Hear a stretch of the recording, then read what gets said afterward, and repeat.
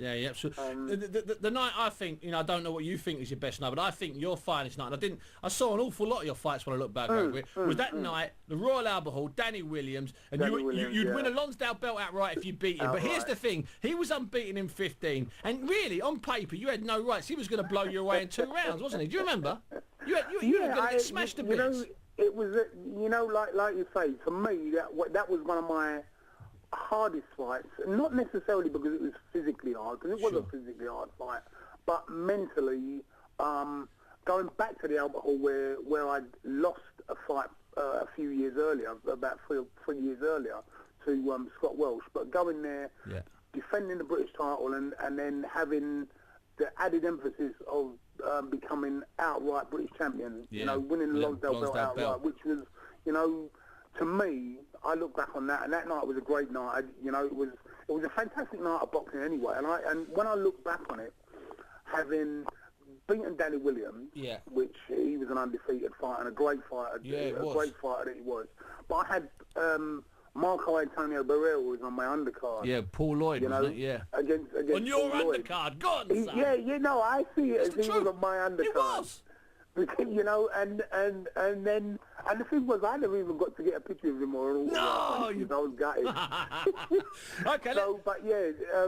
Having beaten Danny Williams to become British champion outright, and great the fight. Lonsdale belt outright, to me that was, that was the icing on the cake. Because if I never boxed again after that day, I'd achieved my ultimate dream. No, that was something special that night, and so, anyone that saw you or maybe looks at your record can forget how the atmosphere in there was brilliant. Now let's talk, Julius, about the most infamous of your fights. It's almost tomorrow's the 10th anniversary. MEN sold out. Mike Tyson, a dangerous Mike Tyson. The fleet sold out in about 2 minutes. You're there. It's unbelievable. I went down to Aldershot to interview at the Army Barracks, and your head was on for it. You're in the ring against Mike Tyson. Talk to me about that Mike Tyson fight, Julius. Come on. It's 10 years ago. Well, like you say, it's 10 years tomorrow, and strangely enough, it's weird because I've done a lot of work in the schools with kids, and up until kind of like 4 or 5 years ago when I first started,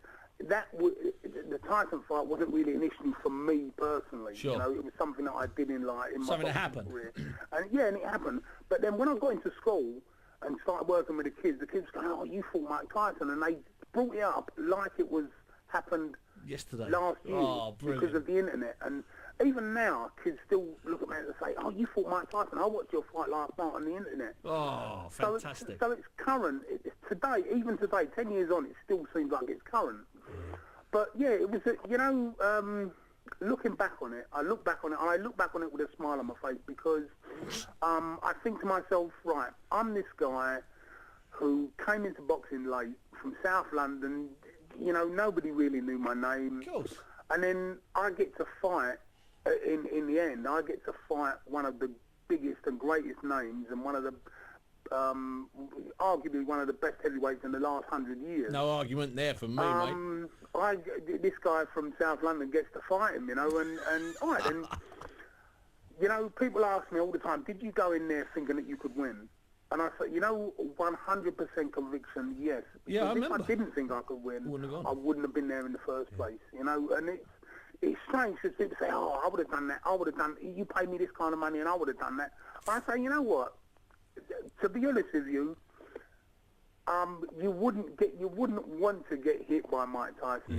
Yeah. It doesn't matter how much, because even if you say to yourself, Tyson he weren't the best Tyson. Even if people thought he wasn't the best Tyson, still getting hit by him, it was actually like getting hit. He still did some good fighters after you.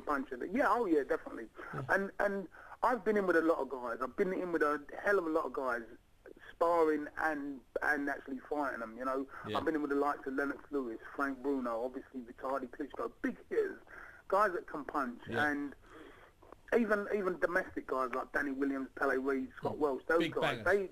they're all big guys, big strong guys, but Tyson was a little bit different. Yeah. And even if he wasn't at his best, at his 100% best, he wasn't very far short of it. And for me, I consider myself. It was an honour for me to actually fight him in the first place, But it was it was even better because he actually came in. He didn't come in half-cocked. He came in 100% proper concentrated, ready to fight. You know, so that was a coup on my part because he didn't know too much about me really. Didn't know about this guy from wherever. I was kind of like this opponent that no one really knew that too much about. No. You know, my strengths and weaknesses Rocky, and whatever, you know. It's rocky stuff, Julius. Listen, Julius, it's been an absolute pleasure talking to you. Not a problem. Thanks very much, and we'll speak again soon. Julius Francis. Francis. I hope so, Steve. Yeah, the Boxing Hour with Steve.